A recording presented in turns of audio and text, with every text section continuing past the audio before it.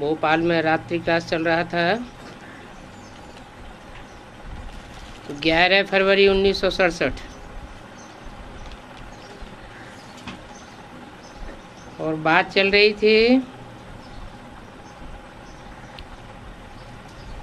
राम बाप के राज्य में तुम कितना सुख पाते हो। ऐसे बाप को याद करना चाहिए ना। भक्ति मार्ग में सब ईश्वर को वारिस बनाते हैं। ईश्वर अर्थ दान पुण्य करते हैं। तो ईश्वर अर्थ क्यों कहते हैं? समझते हैं ईश्वर देंगे, दूसरे जन्म में मिलेगा, तो उनको देते हैं। किस लिए देते हैं? वर्षा लेने के लिए। यहाँ भी डायरेक्ट ईश्वर को देते हो।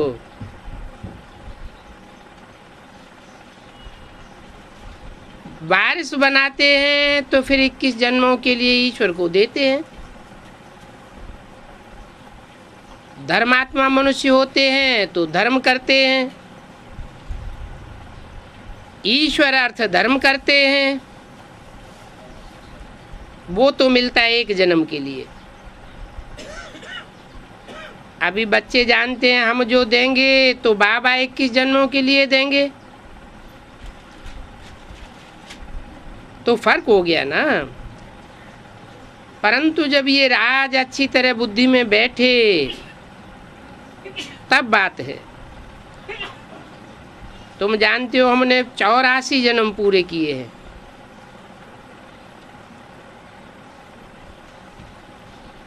किन बच्चों से बात कर रहे हैं? जिन्होंने 84 जन्म पूरे किए हैं। रावण ने तुमको पतित बनाई दिया, फिर बाप पावन बनाने का पुरुषार्थ कराते हैं। दुनिया में तो मनुष्य भगवान को ही नहीं जानते।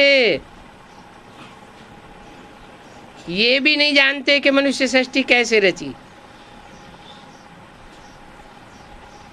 परंतु वो जान कैसे सकते हैं? बाप ही आकर के रचयिता और रचना की आदि मध्यंत की नालिश समझाते हैं, राज बताते हैं। तुम पढ़ते रहते हो।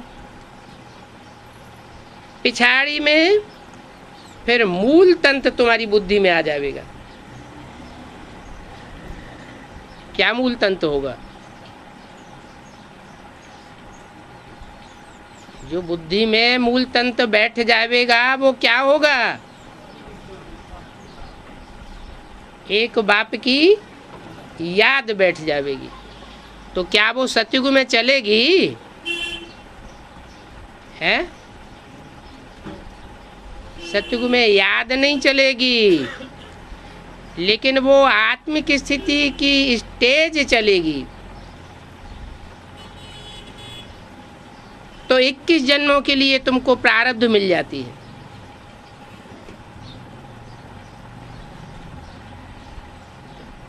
अगला रात्रि क्लास है 12/2/67 का।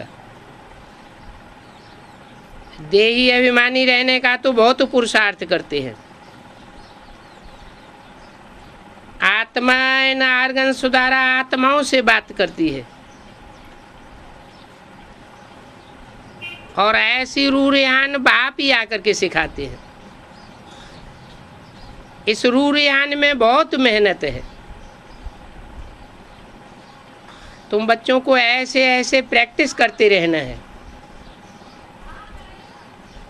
हम आत्मा ने 84 का पार्ट बजाया है। अब बाबा ने पावन बनने का तीसरा नेत्र दिया। इसको कहा जाता है रूरियान। तो देह अभिमान निकल करके आत्मा अभिमानी हो जावे। आत्मा बात कर रही है। आत्मा कहती है बाप का हमको हुक्म मिला हुआ है। जैसे बाप आत्माओं से बच्चे बच्चे कह करके बात करते हैं, तुम फिर आपस में भाई भाई समझो। औरों को भी समझाओ कि अपन को आत्मा निश्चय कर बाप को याद करो, तो विकर्म विनाश होंगे।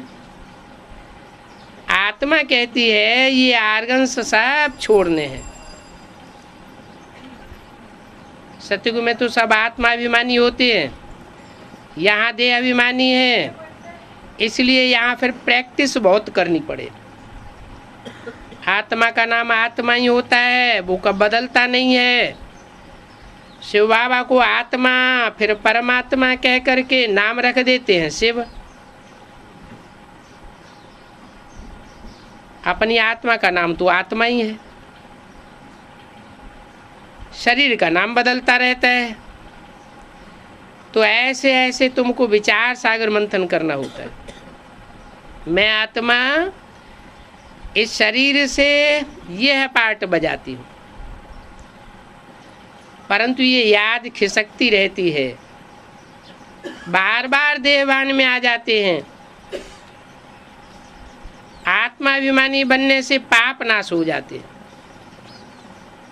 और फिर तुम अपन को ईश्वरीय संतान भी समझते हो, तो आयु भी बड़ी हो जाती है। आत्मा कहती है इस शरीर की बहुत संभाल करनी है, क्योंकि इन द्वारा नॉलेज मिलती है। ज्ञान का सागर तुम बन रहे हो, परंतु सागर तो एक ही होता है। तो तुम मास्टर सागर कहला सकते हो। इसको कहा जाता है विचार सागर मंथन करना, जिससे ज्ञान की पॉइंट्स निकलती है। ये निश्चय है अब ये शरीर छोड़ना है। नंगे आए हैं और नंगे वापस जाना है। ये बहुत प्रैक्टिस करनी पड़े, परंतु ये मुश्किल कोई प्रैक्टिस करते हैं।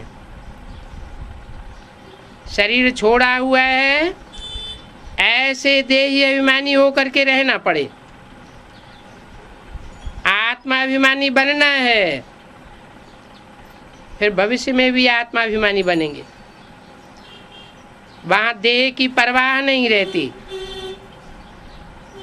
शरीरों को तो छूटना ही है। ऐसे ऐसे विचार सागर मंथन करने से अपनी भी उन्नति होती है, खुशी भी होती है। तो आत्माभिमानी होकर रहने से उन्नति बहुत होती है। बाप की भी याद आवेगी। ये पुराना चोला तो अब फेंक देना है और जाना है अपने घर। अभी तुम मेहनत करते हो, जितना इनाम तुमको विश्व की बादशाही में मिलता है उतना और किसी को नहीं मिलता, लेकिन मिलता है नंबरवार पुरुषार्थ अनुसार।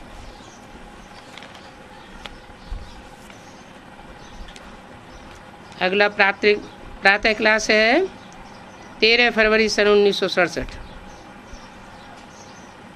स्टूडेंट्स ने ये समझा है कि हमारा टीचर आया हुआ है। ये तो बच्चे जानते हैं वो टीचर बाप भी है। जो आया हुआ है टीचर माना शिक्षक भी है, और साधारण शिक्षक नहीं है,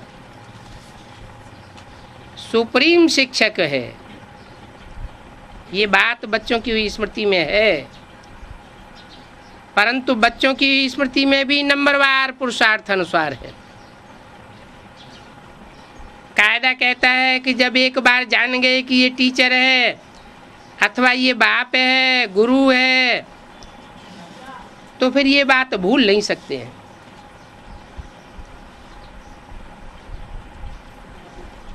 यहाँ भूल जाते हैं, माया बुलाए देती है। अज्ञान काल में कब माया भुलाती नहीं है। वहाँ याद रहता है कि ये हमारा टीचर है, ये हमारा बाप है। बच्चे कभी भूल नहीं सकते कि ये हमारा बाप है और उनका ये ऑक्यूपेशन है। बच्चों को तो खुशी रहती है कि हम बाप के धन का मालिक बनूंगा। बल खुद भी पढ़ते हैं, परंतु बाप की प्रॉपर्टी तो मिलती है ना। यहाँ भी तुम पढ़ते तो हो, बाप की प्रॉपर्टी भी मिलती है, क्योंकि तुम राजयोग सीख रहे हो, बाप द्वारा राजयोग सीखते हो। निश्चय हो जाता है कि मैं बाप का बच्चा हूं और बाप ही हमको सदगति का रास्ता बता रहे हैं। तो ये बातें भूलनी नहीं चाहिए, परंतु यहाँ माया भुलाए देती है। जो बाप सुनाते हैं वही बच्चों को सुनाना चाहिए, लेकिन होता क्या है, बाप जो सुनाते हैं अगर आत्मिक स्थिति में रहे तो सुनाते रहें, लेकिन माया वायलोरा डाल देती है, देह भान में आ जाते हैं और उसमें अपनी मनमत मिक्स कर देते हैं। ये जो बंदरों को दिखाते हैं, hear no evil, see no evil, talk no evil, तो ये बंदरों की बात नहीं है तो ये मनुष्यों की बात। बाप कहते हैं ये आसुरी बातें मत बोलो, मत सुनो, मत देखो, क्योंकि आसुरी बातें तो बहुत आवेंगी। कौन सी बातें नहीं सुननी है। बाप के लिए तो कहते हैं कि सर्वव्यापी है, ठिक्कर बित्तर में है, परंतु तुम ऐसी बातें बिल्कुल मत सुनो। ना सुनेंगे तो बोलेंगे भी नहीं। ये तो बाप का बहुत डिसरिगार्ड करते हैं। क्या कि बाप है एक व्यापी और उसको अनेकों में व्यापक बनाई देते हैं। आगे से हियर नो इविल। पहले बंदरों का मिसाल बनाते थे, अभी मनुष्यों का भी बनाते हैं। तुम्हारा भी ये नलिनी का चित्र बनाया हुआ है। तो बाप कहते हैं ये ग्लानि की बातें मत सुनो। बाप कहते हैं सबसे जास्ती मेरी ग्लानि करते हैं। कौन?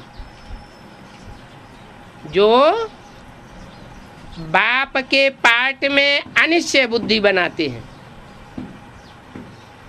बाप कहते हैं मैं हूं एक व्यापी, लेकिन एक व्यापी को वो सर्वव्यापी बनाते हैं।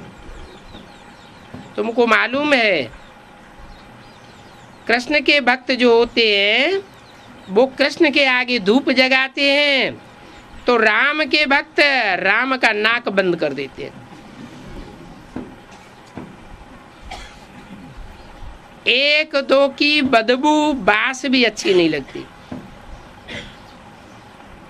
आपस में जैसे दुश्मन हो जाते हैं। कौन? राम के भक्त और कृष्ण के भक्त। अब तुम तो जानते हो क्या कि राम कृष्ण में आपस में तो लड़ाई होती नहीं है। बाप दादा ने हमें बताया हुआ है कि तुम बाप दादा को अलग अलग करते हो, वो दोनों मिलकर के फिर एक हो जाते हैं।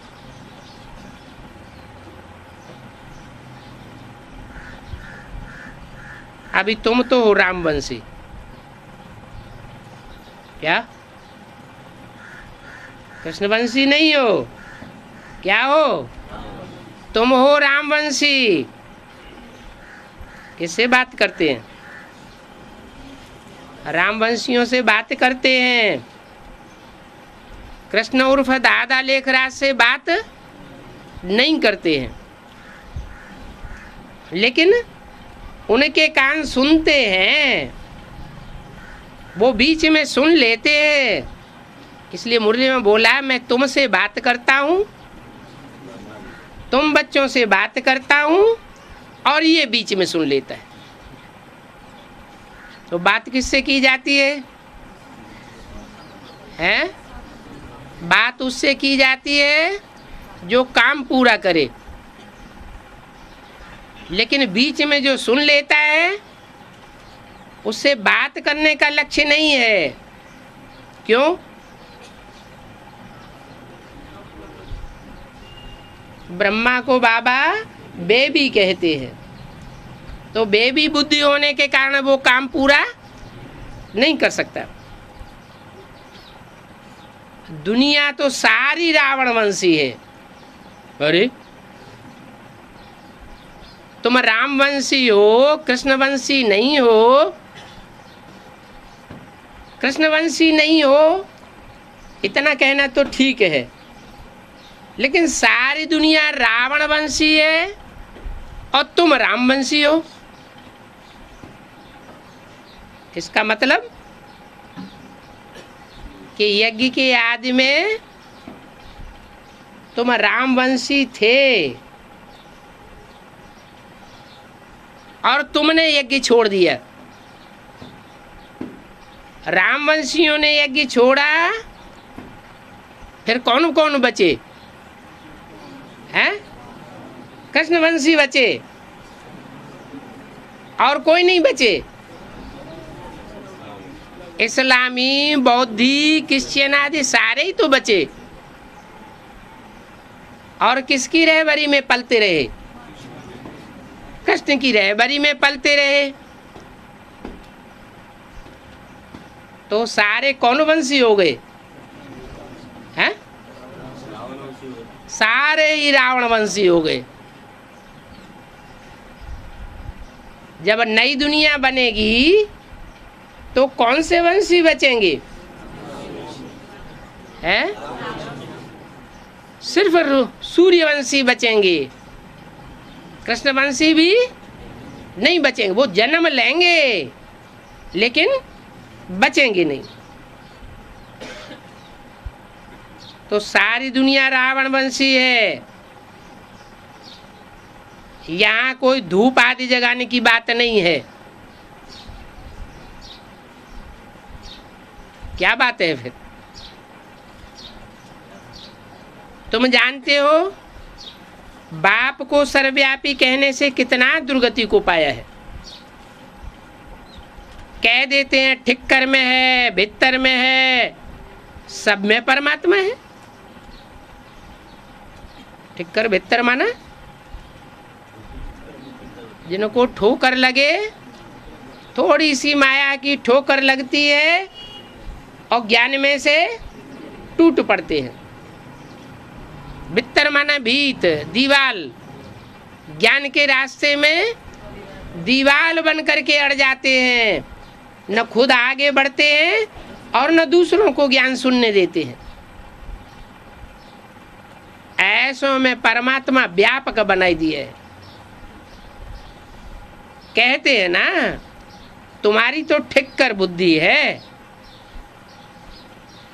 ठिक्कर बुद्धि होने से फिर कह देते हैं ठिक्कर भीतर में भगवान है। कौन कहेंगे? जो खुद ठिक्कर भुत्तर होंगे वो ही कहेंगे कि ठिक्कर भीतर में भगवान है। अब ठिक्कर भीतर में कोई आत्मा थोड़े ही होती है कि भीत में दीवाल में आत्मा होती है। मुसलमानों में क्या दिखाते हैं? काबा में संग या शब्द बनाया हुआ है, वहां ले जाकर के शिवलिंग का पत्थर दीवाल में जड़ दिया है। तो दीवाल के अंदर कोई आत्मा होती है क्या? नहीं। ये कहाँ की यादगार बनाई दी है? क्या संगम युग की यादगार? कि यहाँ कोई भीतर बुद्धि आत्मा होगी जो दीवाल बन करके खड़ी होती है, अपने सारे फॉलोअर्स को ज्ञान सुनने नहीं देती। वो बुद्धि ठीक कर बुद्धि कही गई है।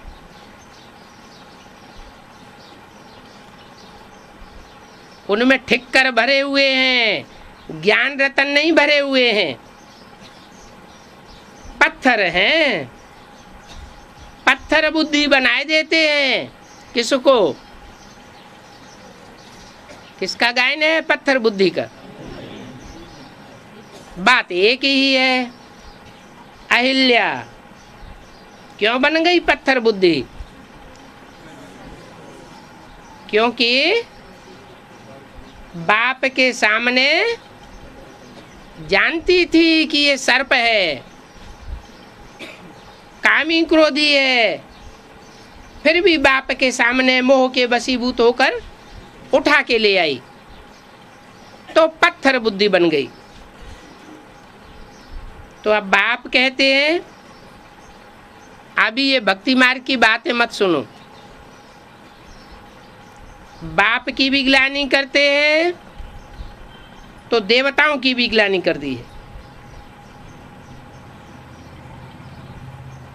ऐसी बातें तुम ना सुनो, न सुनो और न दूसरों को सुनाओ। ये बातें बेहद का बाप बैठ करके समझाते हैं। बाप को ही याद करना पड़े। बाप कहते हैं मैं जो हूँ और जैसा हूँ मुझे यथार्थ रीति से समझो। मुझे कोई भी नहीं जानते। तुम बच्चों में भी नंबरवार जानते हैं।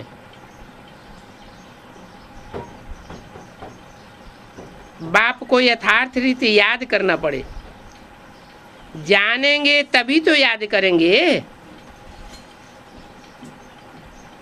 वो बाप भी तो इतनी छोटी सी बिंदी है। इन छोटी सी बूंदी में सारा पार्ट भरा हुआ है। तो यथार्थ रीति बाप को जान करके और याद करना है। अपने को भी आत्मा समझना है। बल हम बच्चे हैं, परंतु ऐसे नहीं कि बाप की आत्मा बड़ी है और हमारी आत्मा छोटी है। बड़ी क्यों बनाई दी? शिवलिंग बड़ा बनाते हैं और शालिग्राम छोटे छोटे बनाए देते हैं। ये यादगार ऐसे क्यों बनाई है? क्योंकि बड़ा काम किया है तो बड़ा लिंग बनाई दिया है, छोटा काम किया है तो शालिग्राम छोटा बनाई दिया। बल बाप नॉलेजफुल है, नॉलेजफुल है, परंतु आत्मा कोई छोटी बड़ी नहीं होती है। तुम्हारी आत्मा भी तो नॉलेज रहती है ना, परंतु तुम्हारी आत्मा में नंबरवार रहती है। कोई भी स्कूल में नंबरवार पास होते हैं, जीरो नहीं होते। कुछ न कुछ कम मार्क्स ले लेते हैं। बाप कहते हैं मैं जो तुम्हारा ये है, मैं जो तुमको ये ज्ञान सुनाता हूँ ये तो प्रायः लोप हो जाता है। क्यों लोप हो जाता है?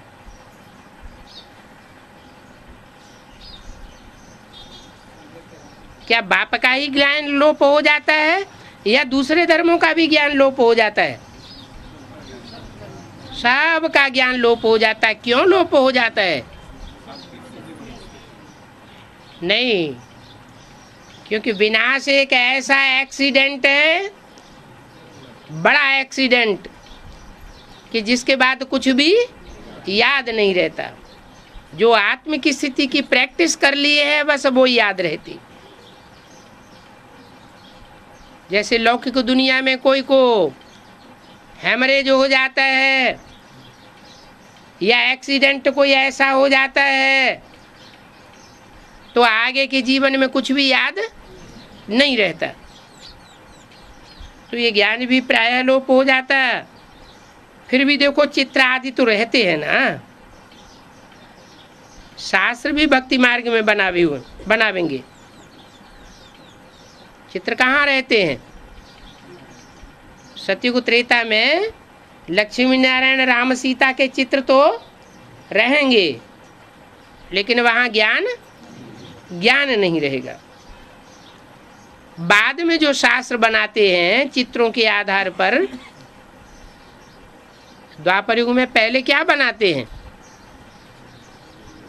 पहले शास्त्र बनाते हैं कि पहले चित्र बनाते हैं? पहले भीत चित्र बनाए जाते। अजंता, एलोरा, एलिफेंटा की गुफाएं तैयार होती हैं और उनमें भीत चित्र तैयार होते हैं। उन चित्रों के आधार पर बाद में फिर शास्त्र तैयार होते हैं, 100-200 साल के बाद। लेकिन उस भक्ति मार्ग में जो भी शास्त्र हैं उनमें सब गपोड़े भरे हुए। माना जो भीत चित्र थे उनमें फिर भी सच्चाई थी। चित्रकारों ने अपनी भावना से ओतप्रोत हो करके जो चित्र बनाए, उन चित्रों में सच्चाई थी। माने द्वापर युग के आदि में जो भी शास्त्र आदि होते हैं, चित्र आदि होते हैं, उनमें सच्चाई होती है। बाद में उनका इंटरप्रिटेशन बदलता जाता है। अभी तो देखो गपोड़े ही गपोड़े हैं। ईश्वर को सर्वव्यापी कहना ये कितनी बड़ी ग्लानि की बात है। द्वापर के आदि में जो वेद बनाए गए, उन वेदों में भी एक ऋचा है, हे ईश्वर हम तुमको पहले सर्वव्यापी नहीं समझते थे, अभी सर्वव्यापी समझते हैं। तो उससे क्या साबित होता है कि द्वापर के आदि में भगवान को वह सर्वव्यापी नहीं समझते थे। ऐसी बातें सुनने से हमें कान बंद कर देना चाहिए। क्यों? कान क्यों बंद कर देना चाहिए? क्या? अरे हर जगह भगवान ही भगवान दिखाई पड़ेगा। हर्जा क्या है? हैं? हाँ, हर जगह भगवान दिखाई पड़ेगा तो सब भगवानों की बात माननी पड़ेगी। एक ही भगवान दिखाई पड़ेगा तो एक की ही बात मानेंगे, एक की ही याद करेंगे। एक की याद करने से बुद्धि सात्विक बनेगी। अनेकों का ज्ञान सुनने से ज्ञान व्यभिचारी बन जाएगा। तो बाप आत्माओं को कहते हैं हियर नो इविल। इस आसुरी दुनिया को क्या देखना है? इस शीशी दुनिया से आंखें बंद कर लेनी है। अभी आत्मा को स्मृति आ गई है कि ये तो पुरानी दुनिया है, बाप आए हैं नई दुनिया की स्थापना करने। इस पुरानी दुनिया से हमें कनेक्शन नहीं रखना है। आत्मा में जो बुद्धि है उस बुद्धि को अभी स्मृति आ गई है कि इस दुनिया को हमें देखते हुए भी नहीं देखना है। अपने शांति धाम को देखना है और सुख धाम को देखना है। आत्मा को ज्ञान तीसरा नेत्र मिला है तो वो स्मरण करना है। भक्ति मार्ग में भी सुबह उठ करके माला फेरते हैं और सुबह का मुहूर्त बहुत अच्छा समझते हैं। तुम्हारा है ब्राह्मणों का मुहूर्त, ज्ञान की बातें करना। जो फिर भक्ति मार्ग में चलती रहेंगी। यहाँ तुम्हारी बुद्धि में जो बातें चलती हैं वही बातें फिर भक्ति मार्ग में भी उगरती रहेंगी। यहाँ जितनी मनमत मिक्स करते रहेंगे वहाँ भी उतनी मनमत मिक्स करेंगे। ब्रह्मा भोजन की भी महिमा है। ब्रह्म भोजन नहीं है, ब्रह्मा भोजन है। तुमको भी कोई ब्रह्मा कुमारियों के बदले ब्रह्म कुमारियां कह देते हैं। समझते नहीं हैं कि ये ब्रह्मा के बच्चे हैं। ब्रह्म को वो भगवान समझते हैं,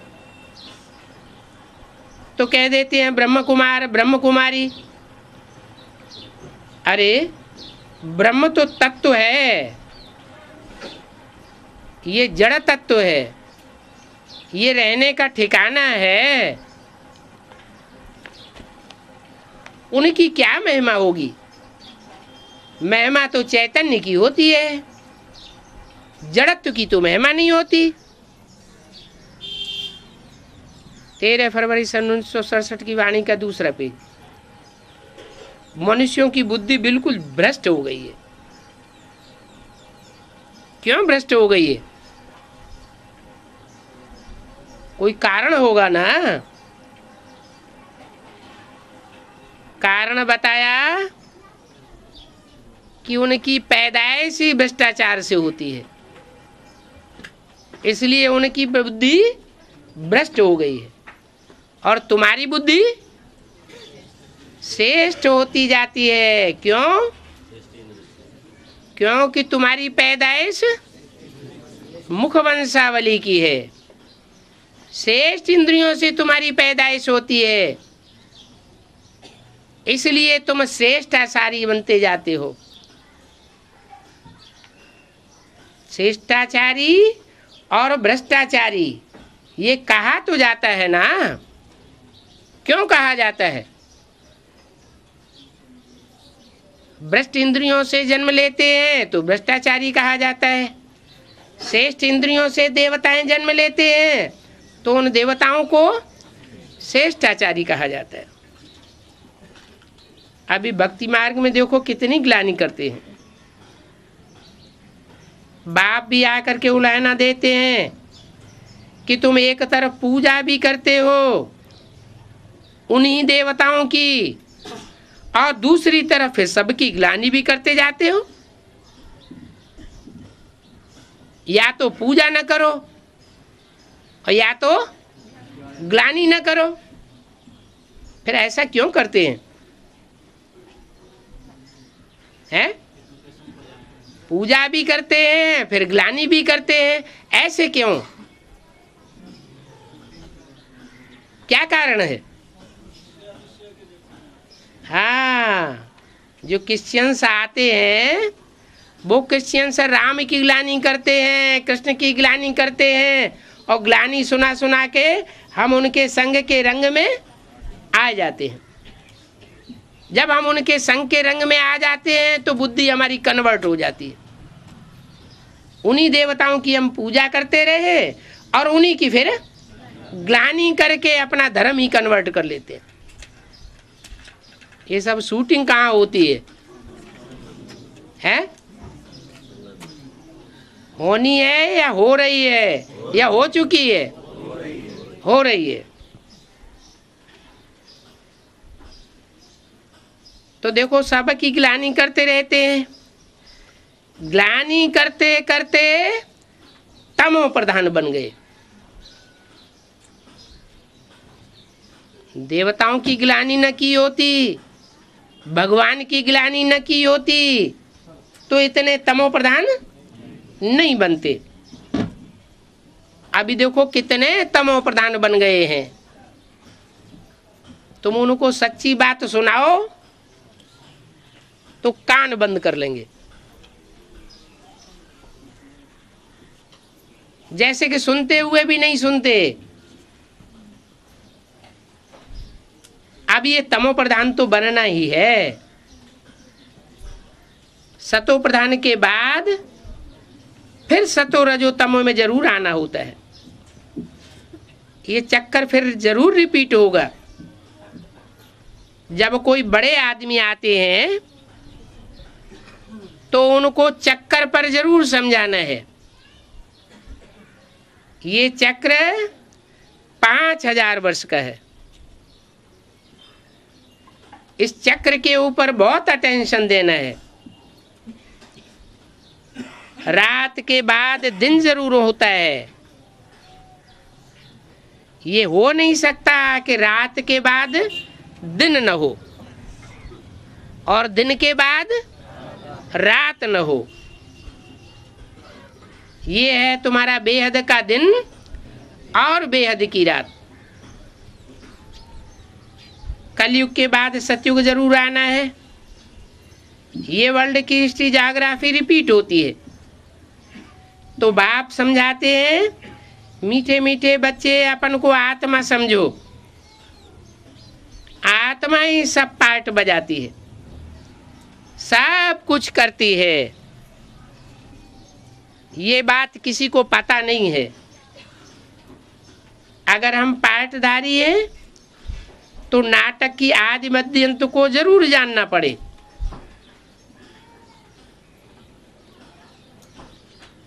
आदि मध्य अंत में हमारा पार्ट क्या है वो भी बुद्धि में बैठ जाएगा।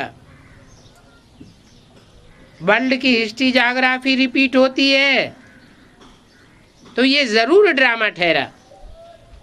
ड्रामा के जो एक्टर्स होते हैं उनको अपना पार्ट याद रहता है ना।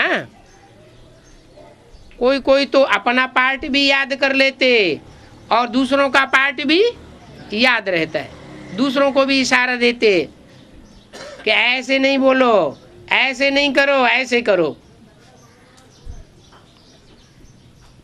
तो ये ड्रामा है।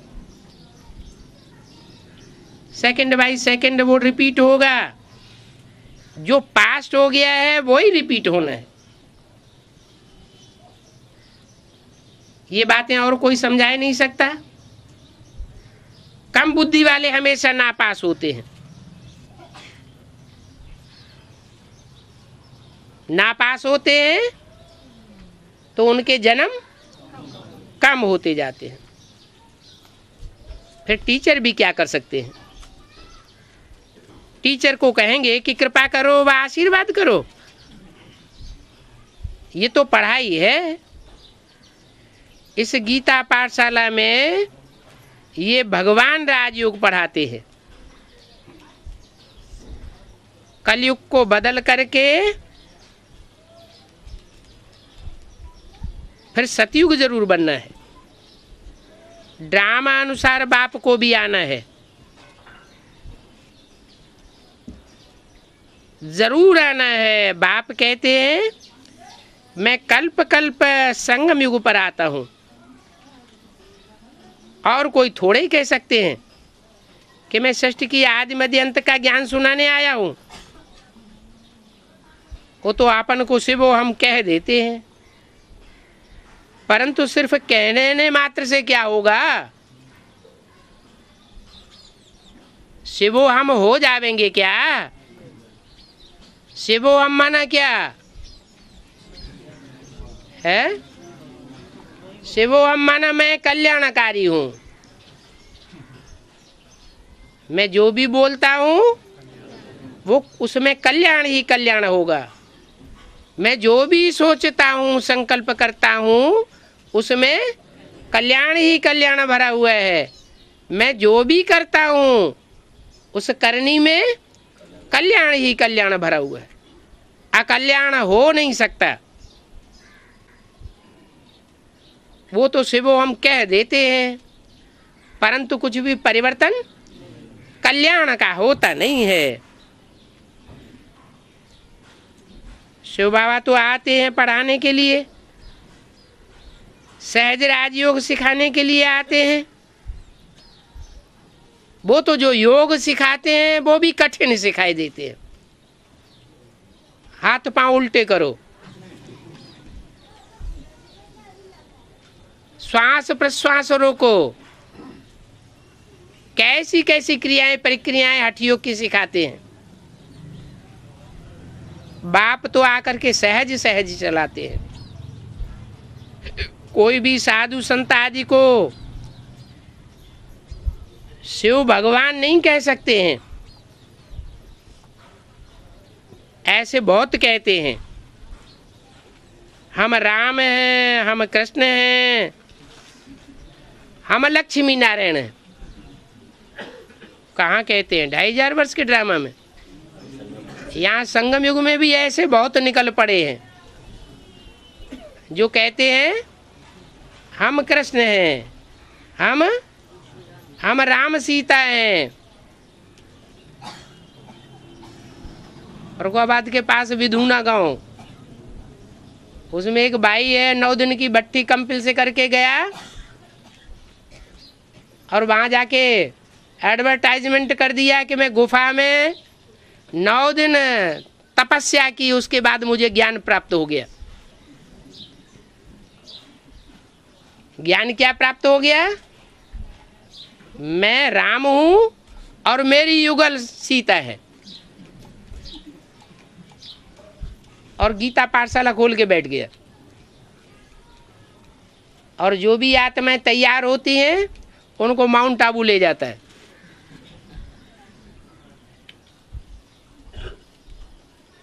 वहां से वो तरपत होकर के आ जाते हैं। ब्रह्मा कुमारियों के मुकाबले उसका संगठन जोरदार चल रहा है। आगरे साइड में बहुत प्रचार हो रहा है। तो बोला ऐसे बहुत हैं जो कहते हैं हम कृष्ण हैं, हम राम सीता हैं, हम लक्ष्मी नारायण हैं। अब कहाँ तो वो श्री कृष्ण सतयुग का प्रिंस, 16 कला संपूर्ण, और कहाँ ये कलयुगी पतित मनुष्य। इनको ऐसे थोड़े ही कहेंगे इनमें बाप भगवान है। ऐसे ऐसे मनुष्यों के पास कभी जाओ भी नहीं।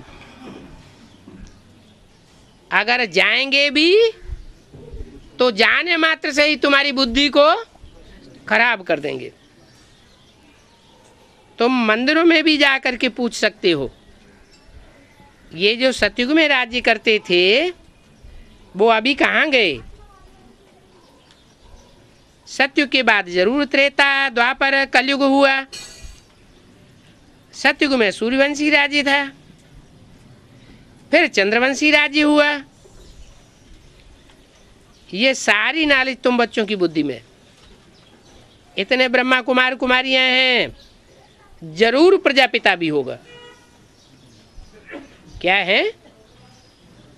ब्रह्मा कुमार कुमारियां हैं। अरे ब्रह्मा कुमार कुमारियां हैं तो ब्रह्मा होगा या प्रजापिता होगा?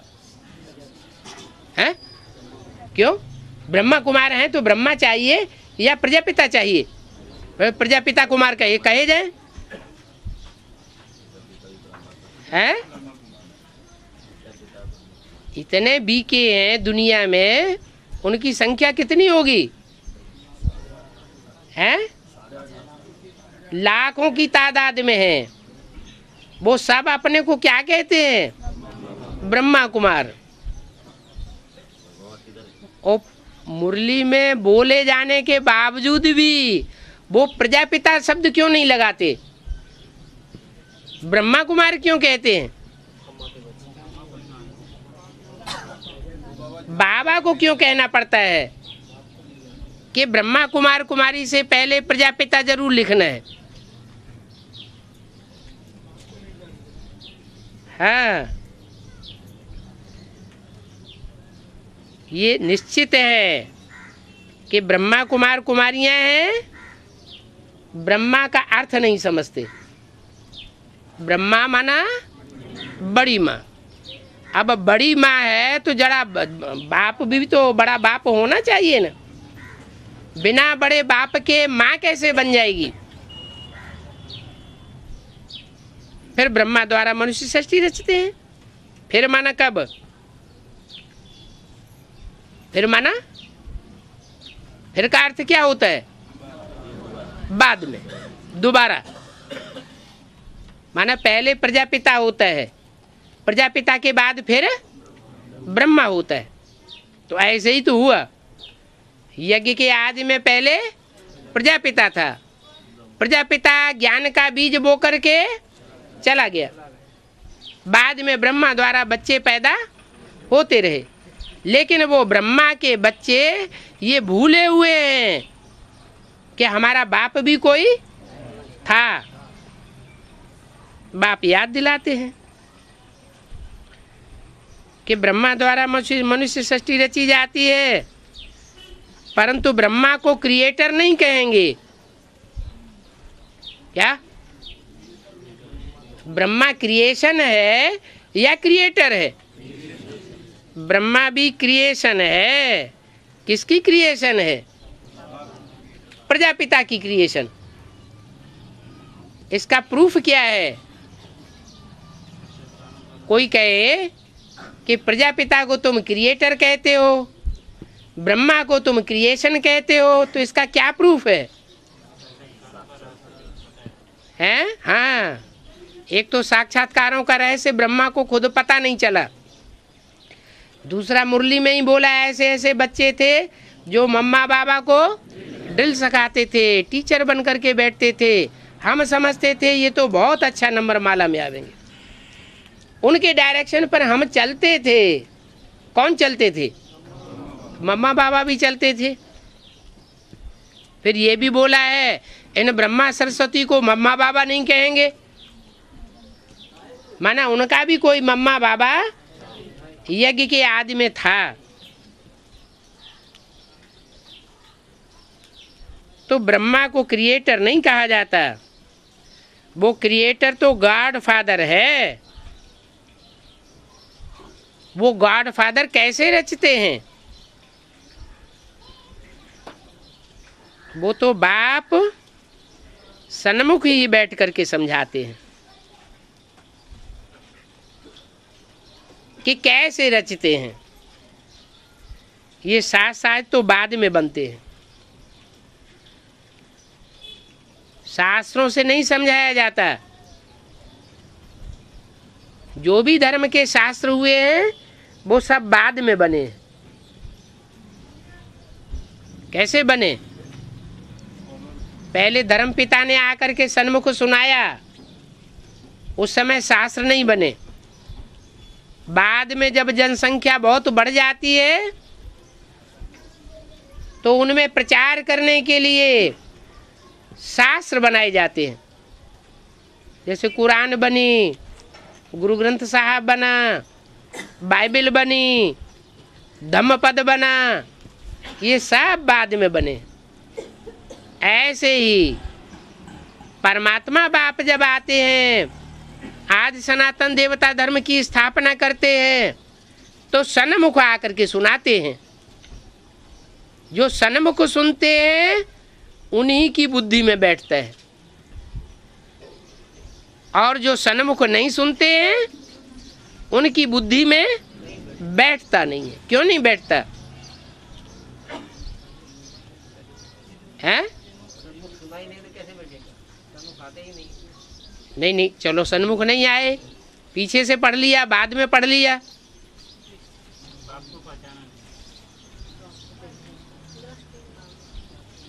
बाप को पहचाना नहीं है? हाँ, जिनके 84 जन्म होते ही नहीं हैं, जिनके 84 जन्म होते हैं वही वास्तव में सन्मुख आकर के सुनते हैं। जिनके 84 जन्म होने नहीं हैं वो सन्मुख आकर के सुनते भी नहीं हैं, समझते भी नहीं हैं। तो ये शास्त्र आदि सब बाद में बनते हैं। क्राइस्ट ने जैसे समझाया उनका बाद में बाइबल बन गया, बाद में बैठ करके गायन करते हैं। अब क्राइस्ट का क्या गायन करेंगे? वो कोई गुरु मैसेंजर नहीं है। गति सदगति कोई 5-7 की नहीं होती है। वो गति सदगति करने वाला सर्व का सदगति के दाता गाया हुआ है। वो सर्व का लिबरेटर एक है, वो पतित पावन बाप गाया हुआ है। उनको ही सब याद करते हैं। किनको? उनको याद करते हैं, माना इनको ब्रह्मा को याद नहीं करते। ब्रह्मा को किस लिस्ट में डाल दिया है?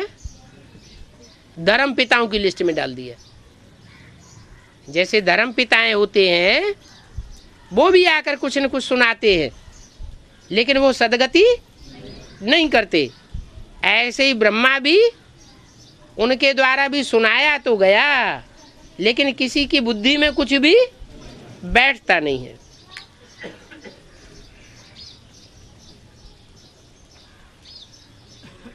उन गॉड फादर को याद करते हैं, ये गॉड फादर रहम करो। ऐसे नहीं कहेंगे कि हे क्राइस्ट रहम करो, क्योंकि फादर तो एक ही होता है ना। ये है सारे वर्ल्ड का फादर।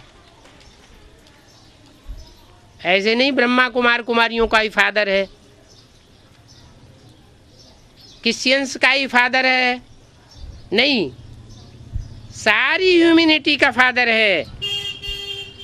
मनुष्यों को पता ही नहीं है कि सर्व के दुखों को दूर करने वाला एक है। बाप बैठ समझाते हैं, तुम 84 जन्म कैसे कैसे लेते हो, है? 84 जन्म कैसे कैसे लेते हो, ये बाप बैठ समझाते हैं। कहाँ समझा रहे हैं? अव्यक्त वाणी में तो बोला, मैं बोर्ड पर या कागज पर लिख करके नहीं बताऊंगा कि तुम कैसे कैसे क्या क्या पार्ट बजाते हो। और यहाँ मुरली में बोला कि बाप बैठ समझाते हैं कि तुम 84 जन्म कैसे कैसे लेते हो। ये दो बातें नहीं हो गई हैं? हाँ, प्रोसीजर बताए देते हैं। इस प्रोसीजर से मनन चिंतन मंथन करोगे तो तुम्हारे 84 जन्म भी क्लियर हो जाएंगे। एक एक का बैठ 500 करोड़ एक्टर्स हैं, एक एक का बैठ बाप थोड़े ही बतावेंगे। तो कोई कोई भगवान निकल पड़ते हैं, कहते हैं तुम्हारा भगवान तो झूठा है, इतने साल हो गए नाक रगड़ते हुए, अभी तक कोई का पार्ट क्लियर नहीं हुआ। हम तो देखो कितनों के पार्ट क्लियर कर दिए।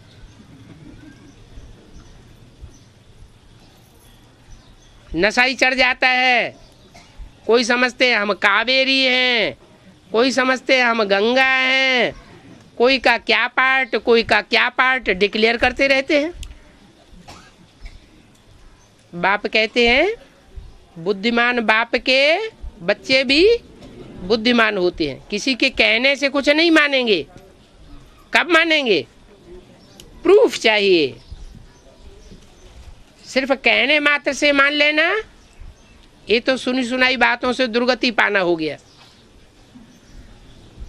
हर बात का प्रूफ चाहिए। अपना भी पार्ट अगर कुछ क्लियर होता है तो उसका भी प्रूफ चाहिए। अब ये दुनिया तो है ही तमो प्रधान, जर्जरीभूत अवस्था को पाई हुई है। षष्ठी भी पुरानी है और मनुष्य भी तमो प्रधान बन गए हैं। ये है ही iron age world. Golden age सतयुग में थी, अभी फिर जरूर होगी। ये सब तमो प्रधान दुनिया विनाश हो जाएगी, वर्ल्ड वार लग जाएगी। अनेक प्रकार की कुदरती आपदाएं आती रहेंगी। समय तो पड़ा है। कितनी मनुष्य षष्ठी वृद्धि को पाई हुई है। आगे चल करके निश्चय करेंगे। जब निश्चय करेंगे तो फिर जांच करेंगे। किस बात की? किस बात की जांच करेंगे? कि भगवान आया हुआ है या नहीं आया हुआ है। ये भगवान के बच्चे हैं या जैसे हम हैं वैसे ही हैं, जांच करेंगे। तुम तो कहते रहते हो कि भगवान आया हुआ है, वो तो मानते नहीं है। तुम 30 वर्ष से कहते आए हो क्या कि भगवान आया हुआ है, दुनिया तो मानती नहीं। और अब कितने साल हो गए? अब 70 साल हो गए और तुम अभी भी कह रहे हो कि भगवान आया हुआ है। जो 30 साल पहले कह रहे थे वो भी अब तुम्हारी बात नहीं मानते। तुम कहते हो भगवान आया हुआ है, जो 30 साल पहले कहते थे कि भगवान आया हुआ है वो अब इस बात को मानने के लिए तैयार नहीं।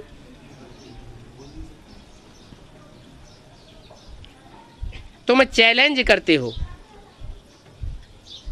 क्या कि भगवान आया हुआ है। ब्रह्मा द्वारा एक आदि सनातन देवी देवता धर्म की स्थापना अभी प्रैक्टिकल में हो रही है। तुम शोर तो बहुत मचाते हो,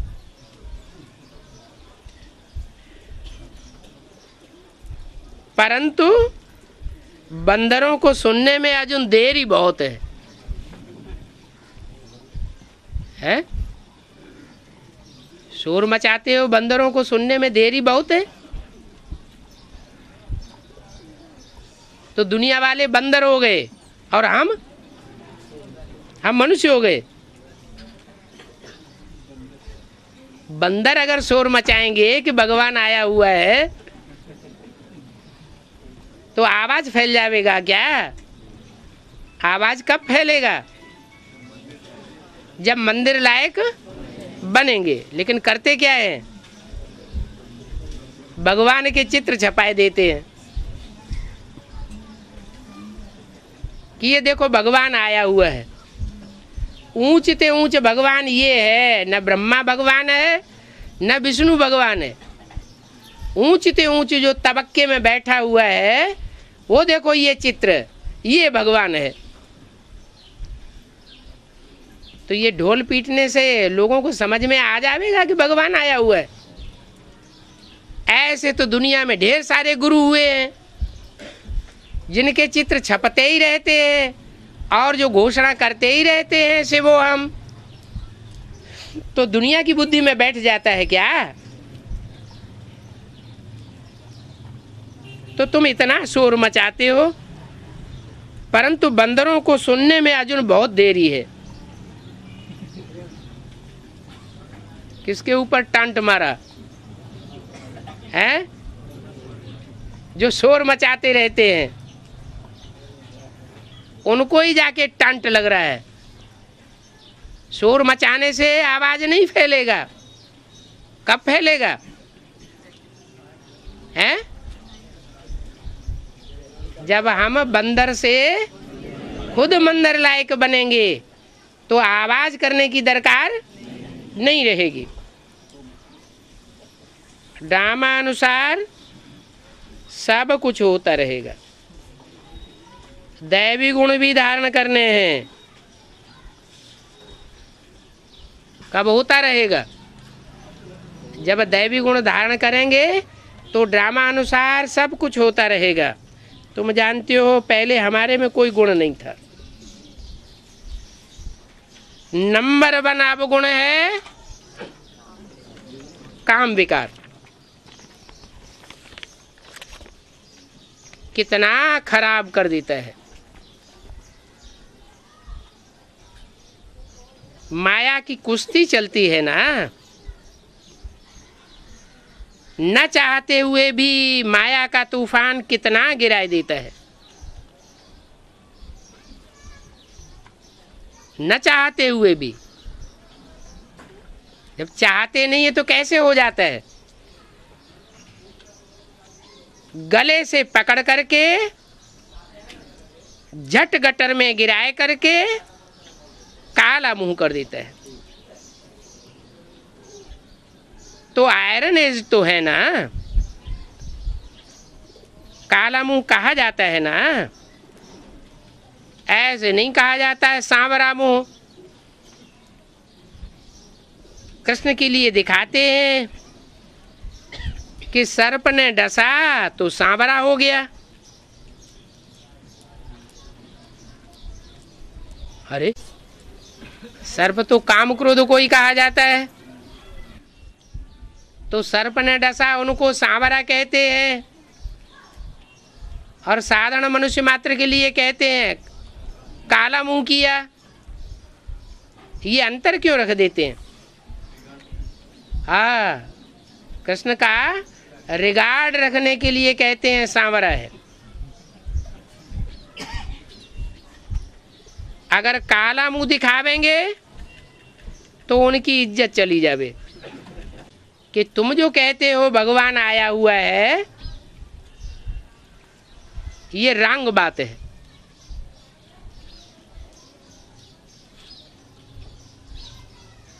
क्योंकि काले शरीर में भगवान खुद आते हैं,